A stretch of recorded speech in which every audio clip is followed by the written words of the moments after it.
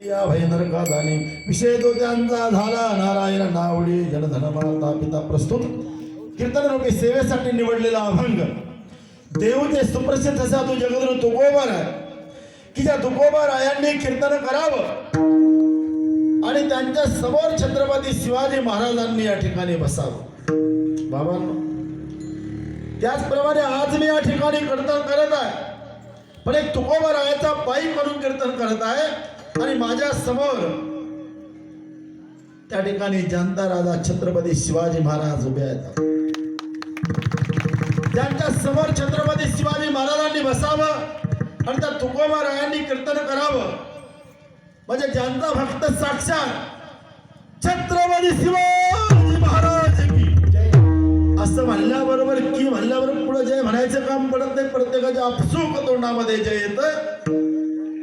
छत्रपती शिवाजी महाराजांचे गुरु जगद्गुरु तुकाराम महाराज, त्या गुरुपर्यंत विषय थांबलेला नाही. बाबांनो, जगद्गुरु तुकोबा हे जगातले तिसरे जगद्गुरु आहे. पहिले जगद्गुरु कृष्णपंत जगद्गुरु, दुसरे जगद्गुरु आद्य शंकराचार्य जगद्गुरु आणि तिसरे जगद्गुरु तुकोबा राय. आणि त्या तुकोबा रायांचा अभंग 4 चरणाचा आहे आणि तुम्ही सगळे बसलेले 2 चरणाचे आहे. बाबांनो, सगळ्यांना 2 चरण आहे, पण 2 चरणांच्या लोकांसाठी 4 चरणाचा अभंग यामुळे घेतलेला आहे. बाबांनो, तुमच्या जीवनाचा उद्धार व्हावा. ह्या जगाच्या पाठीवर सर्वात मोठं साधन कोणतं असेल तर वारकरी संप्रदायात सुरू असलेला अखंड हरिनाम सप्ताह, रामायण, भागवत हे आजच्या ह्या कलियुगामध्ये तरुण जाण्याचं सर्वात मोठं प्रभावी साधन आहे. हे मला तुम्हाला सांगण्याची गरज नाहीये. बाबांनो, तुम्ही सर्व सुज्ञ आहात. हे सर्व धर्ममंडप उभा केलेला आहे. एकावणी एकबळी मृदंगाचार्य, गायनाचार्य सर्व मंडळी आहे. आणि आपल्या गावामध्ये आम्ही अनेक ठिकाणी जातो. लोक बऱ्याच ठिकाणी म्हणतात या गावाला काय मान मुळा आहे, पण या ठिकाणी मान सुद्धा आहे, मुळात आहेच आहे. सगळं इतकं भरलेलं आहे. आणि त्यामध्ये पुन्हा भर आमचे हरिभक्त परायण, ज्यांचं संपूर्ण महाराष्ट्रामध्ये नाव आहे. बाबांनो, ज्या ठिकाणी पिकताय तिथं विकत नाही म्हणतात, परंतु इथं पिकलं बी आणि विकलं बी. आपल्या महाराष्ट्राच्या कानाकोपऱ्यामध्ये, त्यापेक्षा मी तर भारताच्या कानाकोपऱ्यामध्ये म्हणेन, ज्यांनी आपल्या मुळ्याचं नाव संपूर्ण भारतामध्ये केलेलं आहे ते हरिभक्त परायण आदरणीय सोहम महाराज. बाबांनो, तुम्ही आम्ही प्रत्यक्ष या ठिकाणी बसतोय, कीर्तन ऐकतोय, पण सोहम महाराजांचे कीर्तन तुम्हाला स्वयंपाक करता करता सुद्धा ऐकले जातात. तुम्ही जर मोबाईल लावला तरी ऐकले जातात. अनेक टीव्हीवर त्यांचे कीर्तन असतात. स्टार टीव्ही, प्रवाह, फक्त मराठी, युक्त मराठी, सक्त मराठी, सगळ्या पूर्ण चॅनल सोहम महाराजांनी सगळे म्हणजे काय म्हणतात, सगळे म्हणजे यश प्राप्त करून त्या चॅनलला नाही, चॅनल पर्यंत सोहम महाराज नाही पोहोचले, तर चॅनल सोहम महाराजांपर्यंत पोहोचलं. आणि आज माझं भाग्य आहे की जसं बालकृष्ण नंदा घरी, तसे आज बालकीर्तनकार माझ्या कीर्तनी. हे भाग्यवान मी आज समजतोय. आमच्या भेटी होत होत्या फक्त पत्रिकेमध्ये, ते खाली असायचे वर असायचे, कुठंतरी आमच्या पत्रिकेमध्ये नावात भेटी होत होत्या. परंतु आज प्रत्यक्ष भेट झाली. रामनवमी ते हनुमान जयंतीचा खूप म्हणजे अत्यंत वर्दळीचा काळ, पण योगायोग काही कारणास्तव त्यांची सेवा रद्द झाली. त्यांनी सांगितलं, महाराज आता हे बरंच झालं, परवा जे सांगितलं म्हणे कीर्तन आता ते थोडं दूरच करून टाकतो म्हणे, 1 दिवस तुमच्या कीर्तनाला थांबतोच. हे सगळं माझं भाग्य आहे. याचबरोबर तुम्ही सर्वांनी ज्यांनी उभं केलेलं आहे या गावामध्ये, अगोदर बऱ्याच वेळेस येण्यात येऊ. आमचे हरिभक्त परायण भागवत महाराज माळेकर, महाराष्ट्र राज्य वारकरी महामंडळाचे विदर्भाचे सचिव, आणि आता राज्य कमिटीवर सुद्धा त्यांची निवड झालेली आहे. आता तुम्ही म्हणता असे जीएसवाले बाबा कशाला घेतले, पण बाबांना वारकरी संप्रदायाला सुद्धा सगळ्यांनीच धोतर नेसलं, सगळ्यांनीच जर हा पेराव घातला, सगळेच कीर्तन करायला लागले, ते कीर्तन ठेवायचे कोण? कोणीतरी आधारवड कीर्तनाला सुद्धा असावा, वारकरी संप्रदायाला सुद्धा असावा. तर ते आधारवड आमचे हरिभक्तपरायण भागवत महाराज इंगळे बाबा, गायनाचार्य हरिभक्तपरायण काय नाव, गायनाचार्य राहटे बाबा, चौधरी बाबा, शंकर बाबा, चौधरी बाबा, हे सगळे मंडळी एकाहून एक बळी आहे. हे कोणीही यामध्ये कमी नाही आहे, सगळे मंडळी आहे. आणि बालकीर्तनकार संपूर्ण तुम्ही सर्व मुळातील ज्येष्ठ श्रेष्ठ माता भगिनी, माझी जाऊ तुम्ही नसत्यात नसते मंदिराला कळस, माझी जाऊ तुम्ही नसत्यात नसते अंगणात तुळस, माझी जाऊ तुम्ही नसत्यात नसते कुंकू सुवासिनीच्या भाळी. परंतु मी तर म्हणेन स्वामी महाराज, माझी जाऊ तुम्ही नसत्या तर सप्ते बंद पडले असते. आपण ज्या ज्या ठिकाणी जातो आहे त्या राष्ट्रमाता जिजाबाई साहेबांच्या या प्रतीक असलेल्या सर्व माता भगिनी सर्वात जास्त समोर असतात. आपलं आरक्षण तर असं म्हणजे आपल्याला 33% बी आरक्षण नाही. हे सगळं आपला परमार्थ जो आहे हा राष्ट्रमाता जिजाबाई साहेबांच्या या लेखीवर चालू आहे.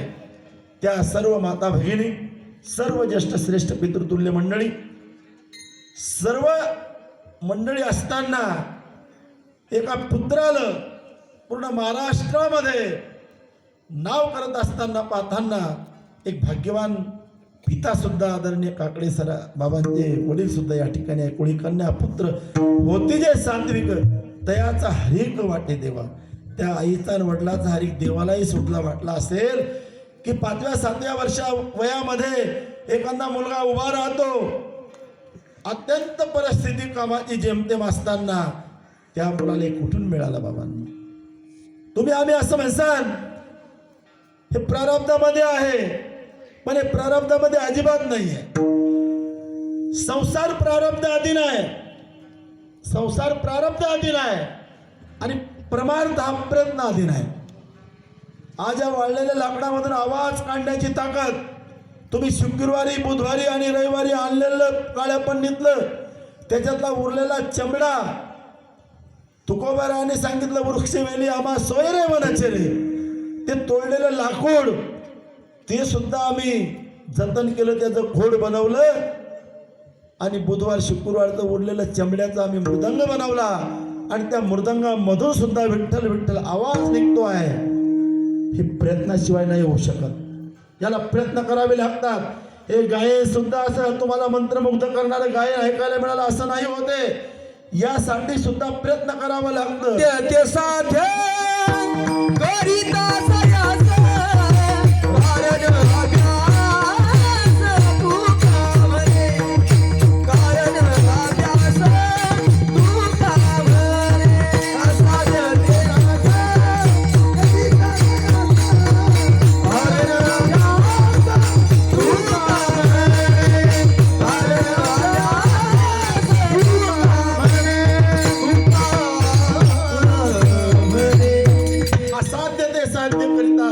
कारण अभ्यास तुका म्हणे बाबांनो.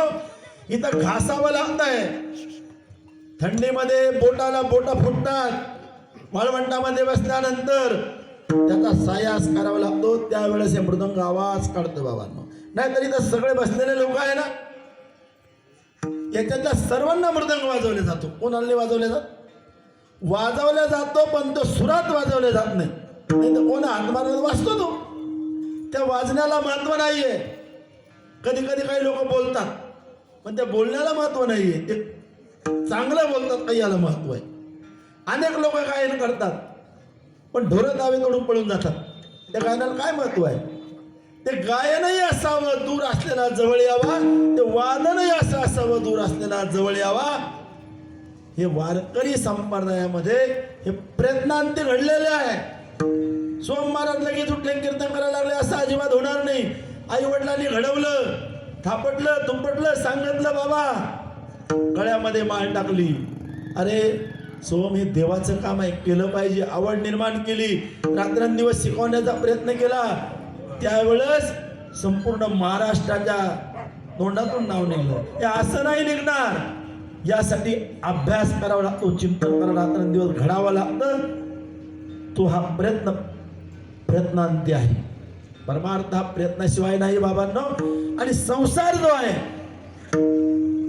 हा प्रारब्धावर अवलंबून आहे. तुम्ही किती करा तो प्रारब्धाशिवाय होणार नाही. या अभंगामध्ये तुकोबाराय सांगतात, अभंग तुकोबारायाचा आहे. ते सांगतात संत ऐसे जाना जे देही उदास. या देहाविषयी त्यांनी सांगितलेलं आहे. जो देहावर उदास आहे तो संत जाना. पण त्यामध्ये त्यांनी पुन्हा आणखी डबल सांगितलं संत ऐसे जाना जे देही उदास. गेले आशा पाश निवारून नसता उदास आहे. पण एखाद्या वेळेस त्याला जास्त झाल्यावर उदास होतो तो, मग त्याला संत म्हणता का? नाही. एखाद्याच्या घरात भांडण झालं उदास दिसला मग त्याला संत म्हणता का? नाही म्हटलं जाणार. तो संसारानं जर उदास असेल तो संत नाहीये, त्याला संत म्हटल्याही जाणार नाहीये.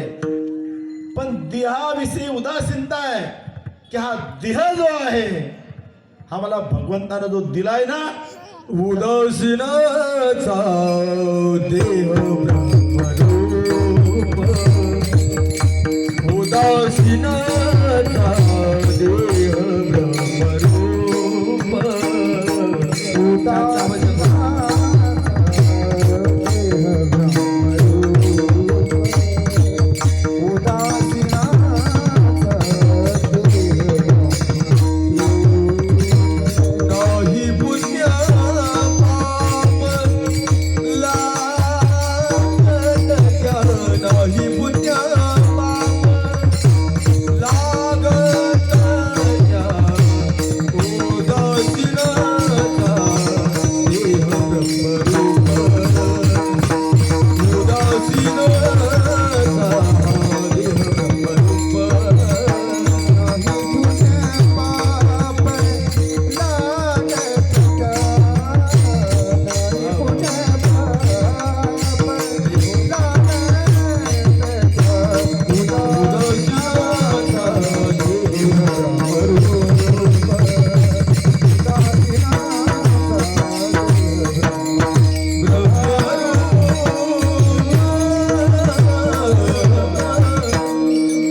तुम्ही देहावर उदास आहात, परंतु तुम्ही देहावर संसाराची आसक्ती धरून जर उदास असाल ते तीनही बाबांनो. तुम्ही उदास आशामध्ये असावे. गेले आशा पाश निवारून.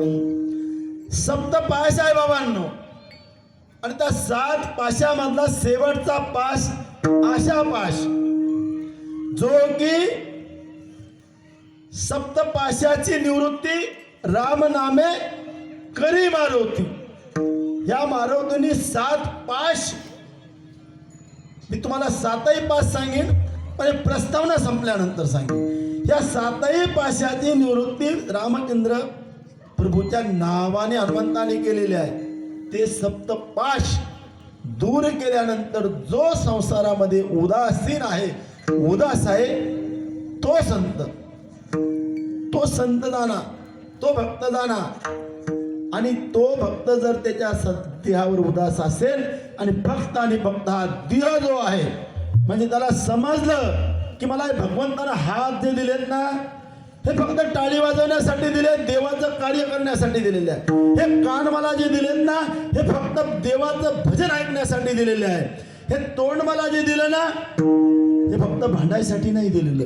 या देवदीला देह भजना गोमटा, देवदीला देह भजना गोमटा, देवदीला देह भजना गोमटा, देवदीला देह भजना गोमटा, देवदीला देह भजना गोमटा,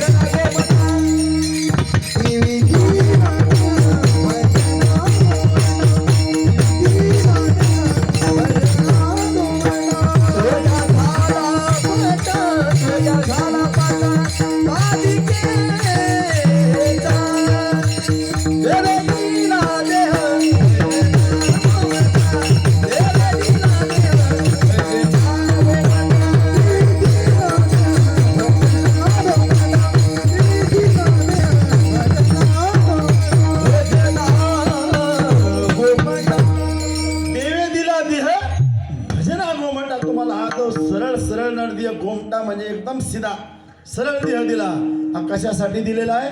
भजना गोमटा. इतर सर्व प्राण्याला जे देह दिले आडवे दिले, पण आपल्याला जो देह दिला हा उभा दिलेला आहे बाबांनो. आपण आडवे चालतो तो विषय सोडा तुम्ही, उभा देह जरी असेल पण आपण आडवे चालतो कशात बी, त्याला तो सोडा विषय. पण आपल्याला देवानं भगवंतानं हा देह जो दिलेला आहे, हा देह पूर्ण कशासाठी दिला? भजना गोमटा. तुम्हाला पाय दिले मंदिरापर्यंत येण्यासाठी, जवळ सकल सिद्ध आया हात चालावा या पायी तीर्थयात्रा जाया, चुकू नको तू नको जाऊ तीर्थांत, कमीत कमी मंदिरामध्ये ये, कीर्तनामध्ये ये. हात पाय नाक डोळे कान हे सगळे इंद्रिय तुला जे दिलेत ना, हे भगवंतानं तुला भजनासाठी दिले इंद्रिय हात पाय कान डोळे मुख बुद्धी आवड रे कुदरसी नारायण नाचे जीवन भवरे. इंद्रिय हात पाय कान डोळे मुख बुद्धी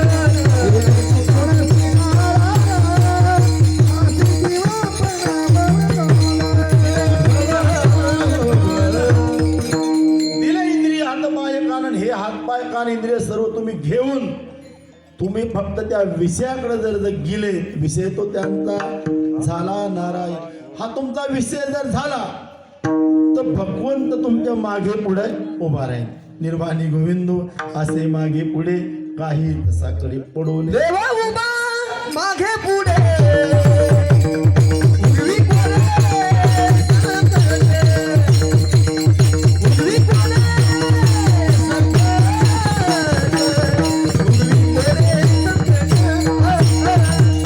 देवा उभा मागे पुढे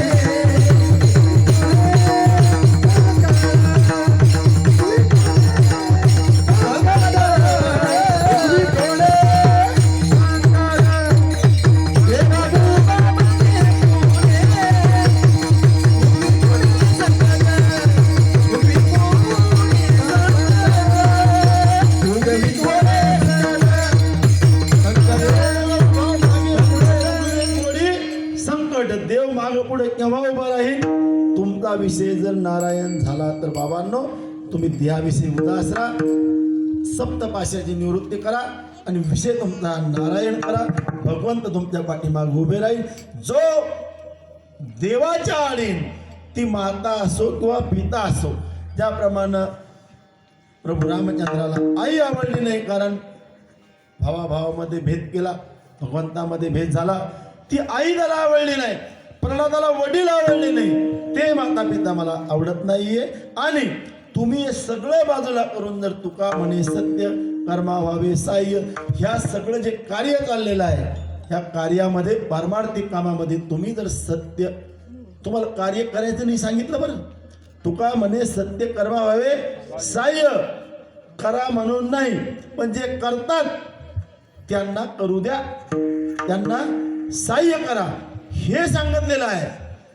ते जर तुम्ही केलं तर तुम्हाला नरकात जाण्याची गरज नाही. अन्यथा घातलिया भय नरकात जाणे, तुम्हाला नरकामध्ये जावं लागेल. आणि प्रत्येकाच्या सावडायच्या तेरवीच्या पत्रिकेवर आपण वाचतो स्वर्गवासी, वैकुंठवासी, कैलासवासी, पण मी अद्यापर्यंत एकही पत्रिका पाहिलेली नरकवासी. पण नरकात कोणी गेलंच नाही का? अरे टाकणारे नरकात जाऊ शकतात. धडधड आपल्याला माहिती हे येड्या बाबडीत गुंतून मेलं, पण तरी लोक म्हणतात स्वर्गवासी, वैकुंठवासी. वैकुंठ काय असे 90 हल्ली येड्या बाबडीत गुंतलं मेलं, त्याला भट्ट का? कमीत कमी असे मरेल तर टाका नरकवासी. हे जर तुम्हाला नरकात जायचं नसेल बाबांनो, तर तुका म्हणे सत्य कर्मा व्हावे साह्य, हा अभंगाचा सरळ सरळ भावार्थ.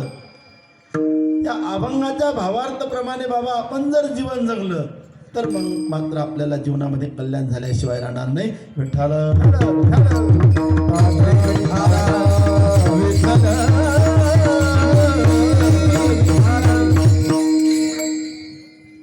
ज्याप्रमाणे तुकोबाराने सांगितलं तुका म्हणे सत्य कर्मा व्हावे साह्य, त्याचप्रमाणे आदरणीय हरिभक्त पारायण आत्मारामजी शेळके ज्यांनी आज माझी सेवा या ठिकाणी घेतलेली आहे, म्हणजे तुमच्या सगळ्याचं तिकीट त्याने काढलेलं आहे. जरी हा तिकिटाचा कार्यक्रम नाही, पण अप्रत्यक्षरित्या ज्यांनी सेवा घेतली ते आदरणीय आत्मारामजी शेळके, त्यांचे चिरंजीव कैलास भाऊ. हे शेळके बाबा हे संचालक आहेत खरेदी विक्री संघ मेहकरचे आणि अत्यंत सात्विक आहेत. वारकरी संप्रदायाचे अनेक सप्ताह या गावामध्ये होतात. त्या सप्ताहामध्ये त्यांचा हिरडीनं वाटा असतो. त्यांच्याकडे चक्की आहे, दळण आहे. त्या चक्कीच्या माध्यमातून प्रत्येकाच्या चुलीपर्यंत त्यांचं नाव जातं. कारण चक्की म्हणला तर स्वयंपाक आला. आपला वारकरी संप्रदायामध्ये मडे झाकुनी करतो पेरणी कुंभी याची वाणी लवलाई. वेळ प्रसंगी जर कोणी घरात गेलं तरी आपण मडं झाकतो आणि पेरायला जातो. पेरतो कशासाठी तर पोटाची खळगी भरली पाहिजे. त्या अनेक जे आपल्या भरोश्यावर मुंबई पुन्हा इकडे तिकडे जीवन जगतात त्याला काहीच माहिती नाही कुठून काय येतं, पण आपण पिकवतो तेव्हा ते खातात. पिकल्यानंतर एका दाण्याचं एक कणीस तयार होतं, त्या कणसाचं पूर्ण पुंज तयार होतं किंवा गव्हाची मोठी गरी तयार होते, त्यातून धान्य तयार होतं. पण ते धान्य तुम्हाला दळून देण्याचं काम हा शेळके परिवार करतो. आणि त्यांनी दिल्यानंतर मग आपल्या घरात स्वयंपाक होतो आणि स्वयंपाक झाल्यानंतर मग आपण जेवण करतो. म्हणजे अप्रत्यक्षरित्या या परिवाराचा या तुमच्या आमच्या अन्नामध्ये वाटा आहे आणि माझ्याही सुद्धा आज कीर्तनामध्ये त्यांचा वाटा आहे. त्यामुळे ते पुण्यासाठी पात्र आहेत आणि भरभरून यांना भगवंत असा देत राहो. कारण जो सत्या कर्माला जो संप्रदायाला सहकार्य करतो तो 2 हाताने देत असतो, पण भगवंत त्यांना 10 हाताने देतो. नवे भगवंताचं दिलेलं दिसत नाही, परंतु दिल्याशिवाय राहत नाही. या शेळके परिवाराला भरभरून देण्याचं काम भगवंत करेलच. या ठिकाणी आमचे हरिभक्त परायण सोमवाराज आहेत, भागवतराव आहेत, आदरणीय इंगळे काका, त्यांचा संपूर्ण परिवार, आपले रहाटे महाराज, सर्व मंडळी, बसलेल्या सर्व मंडळींनी हे जे सहकार्य केलं, सर्वांना पुण्य प्राप्त होणार आहे. बाबांनो, या अभंगामध्ये तुकोबाराय सांगतात, भक्त ऐसे जाना जे देही उदास. तर तुम्ही उदास असावं, पण देहावर उदास असताना संप्रदायाबद्दल आवड असावी, नाही तर अनेक उदास तुम्हाला भेटतात. अनेकांनी व्यसन केलं, उदास झाले. अनेकांनी फॅशन केली, उदास झाले. अनेकांनी इतके उदास झाले ते किडण्या जाऊस तर दारू पेल्याने उदास झाले. तसे उदास चालत नाही. बाबांनो, या संसारात उदासीनता असावी, पण परमार्थामध्ये ओढ असावी. ज्याला परमार्थामध्ये ओढ आहे आणि शरीराबद्दल उदासीनता आहे, म्हणजे तो शरीरामध्ये गुंतून पडलेला नाही. ज्याने ठरवलं की माझं शरीर हे फक्त आणि फक्त भगवंताने मला भगवंत प्राप्तीसाठीच दिलेलं आहे. ज्यांच्या कलशरोहण निमित्त मंदिराचा कोण्या कळश आहे? हनुमान बजरंगबली मंदिराचा कळस आहे. बाबांनो, आपण हनुमानाचं मंदिर काय बांधलं? हनुमानाचं मंदिर बांधण्याचं कारण काय? हनुमान काही माझे सरपंच होते का? हनुमान काही आमदार गिमदार होते का याच्या अगोदर? हनुमान काही म्हणजे काही मंत्री गिंत्री होते का? तुमचे कोण लागत होते का हनुमान? मग तुम्ही मंदिर का बांधलं? तर हनुमान भक्त होते. कोण होते? हनुमान भक्त होते. आणि आपण सांगतोय बाबांनो, भक्त ऐसे जाना. तर कैसे जाना? तर हनुमंतासारखे जाना. जे देही उदास, त्यांनी देहाला म्हणजे सेफ्टीला त्यांनी धागे दोरे बांधले, कपडा बांधला, गाडी लावली आणि पूर्ण लंका जाळी लंका.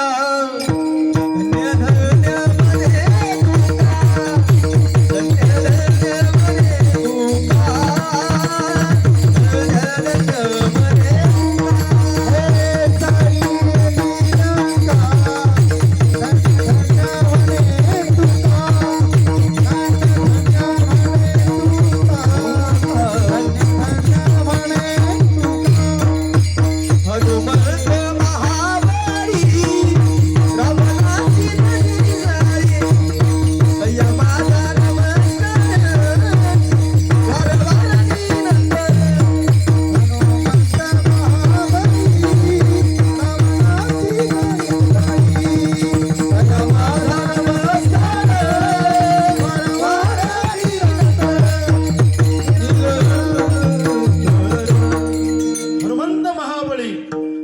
लंका जाळी यात नवल नाही, पण 10 तोंडा रावणाची दाढी बी जाळून टाकली.